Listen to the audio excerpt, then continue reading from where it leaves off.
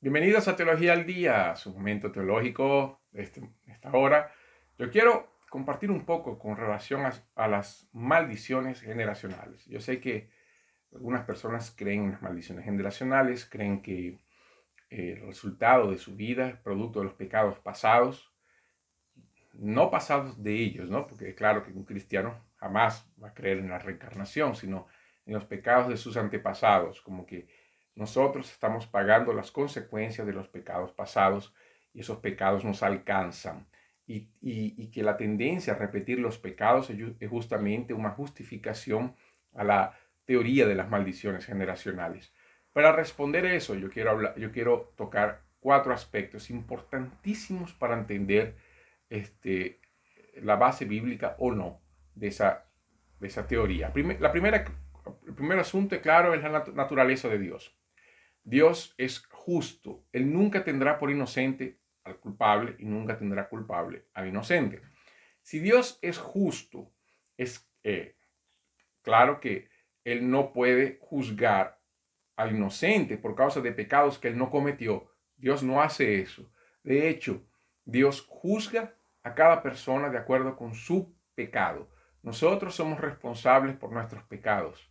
Ese es el primer aspecto, la naturaleza justa del Señor. Dios como un Dios justo. Dios no castiga a alguien por pecados que él no cometió, porque eso sería una injusticia. De hecho, nosotros vemos eso en los tribunales, cuando alguien, un inocente, es condenado por un pecado por un crimen que no cometió, nosotros todos gritamos, eso es injusto. Entonces, ¿cómo Dios va a hacer la misma cosa? Eso por un lado. Por otro lado, nos tenemos que entender el alcance del pecado, porque es algo muy diferente.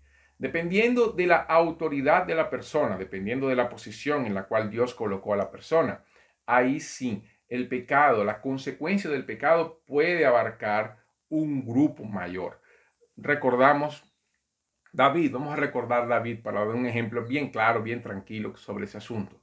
David peca con Betsabé y las consecuencias del pecado de David abarca su familia como un todo, y Dios le dijo, o sea, tú lo hiciste en privado, yo lo haré en público, yo haré que eso pase en público. Y vemos eso con Absalón. Absalón hace lo mismo que hizo David con Betsabé, lo hace en público con 10 concubinas de su padre.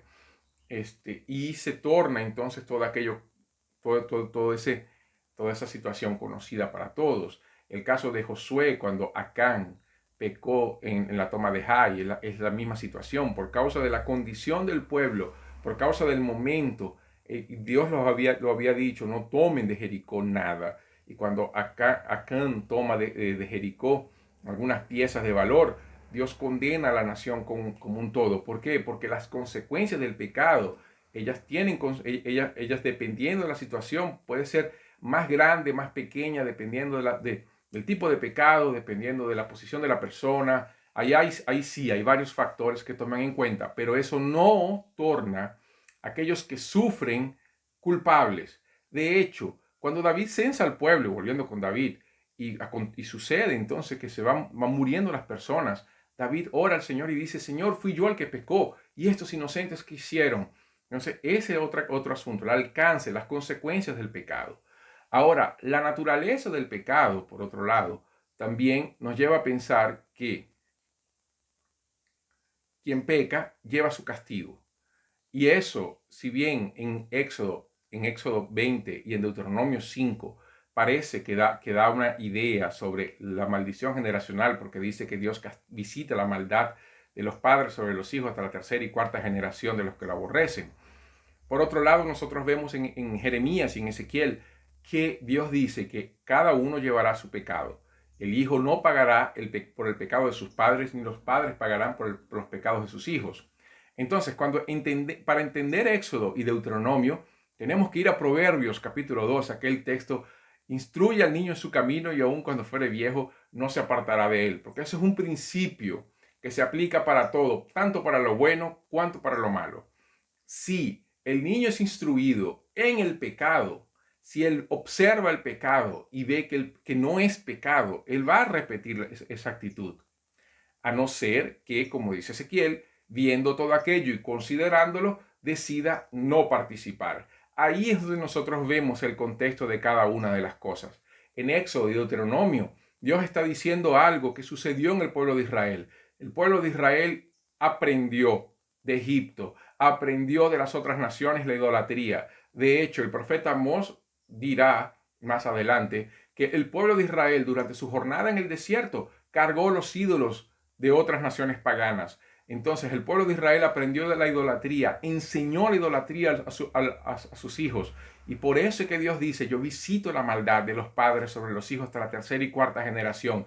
¿Por qué? Porque el pecado se convierte en algo repetitivo. Pero Ezequiel da esperanza y dice, si ese hijo ve que hay un pecado y él decide no cometerlo, yo no lo juzgo. La teoría de la maldición generacional diría que aunque él se arrepintiera, él tendría que renunciar a la maldición de sus padres. Pero Ezequiel y Jeremías dice que no, no dice eso. Dice que simplemente Dios lo perdona y se acabó. ¿Por qué? Porque entonces vamos para el cuarto aspecto, que es la obra de Jesús en la cruz. Cuando nosotros vemos la obra de Jesús en la cruz, que es perfecta, en ningún momento la Biblia va a decir en el Nuevo Testamento, renuncia a los pecados de tus padres. Jesús, tú tienes que renunciar a las maldiciones de tus padres. No, la Biblia dice que nosotros somos nueva criatura, nueva creación. Aquel que está en Cristo, nueva criatura es. Las cosas viejas pasaron y todo se hizo nuevo. Por un lado, el Antiguo Testamento no da base para la maldición generacional. No la da. ¿Por qué? Porque cada uno lleva el pecado de su generación. Cada uno de nosotros es culpable por los pecados cometidos por nosotros mismos. Los pecados de nuestros padres son los pecados de nuestros padres. Nosotros no los llevamos como un peso, como una losa en nuestras espaldas. No, no estamos llevando eso en nuestras espaldas. Eso por un lado, ¿no? El Antiguo Testamento dice eso. Cada uno es responsable. Ahora, si el pecado es aprendido, si el pecado es adquirido, ahí es otra situación. Pero ahí simplemente lo que hay es un discipulado pecaminoso y Dios visita ese discipulado pecaminoso. Pero en el Antiguo Testamento nosotros vemos la misericordia de Dios cuando Dios dice, si alguien se arrepiente será perdonado y no hay consecuencia de los pecados pasados, no hay una renuncia a los pecados pasados. Y el Nuevo Testamento entierra esa teoría cuando nosotros vemos la obra completa de Jesús en la cruz, la justificación, la adopción, cuando nacemos de nuevo. Y si nacemos de nuevo y nosotros somos delante de Dios purificados de toda maldad, ¿cómo es que yo voy a renunciar a pecados que yo no cometí? Hasta cierto punto, creer en eso es invalidar la obra de Cristo en el Calvario, es decir, que la obra de Jesús en el Calvario es incompleta. Entonces, tú que me escuchas, que llegaste hasta aquí, te quiero decir, si estás en Cristo, eres nueva criatura. No hay condenación para aquel que está en Cristo Jesús. Lo que quiere decir que no hay maldición generacional sobre ti, porque primero la Biblia no lo dice, primero, y segundo, porque eres una nueva criatura. Entonces vive la libertad como hijo de Dios, la libertad de vivir para agradar al Señor con los pecados perdonados, la conciencia limpia y que podemos acercarnos a Dios con plena certeza de fe, como dice Hebreos, por Jesús, el mediador de esta nueva alianza maravillosa. Que Dios te bendiga. Esto fue Teología al Día.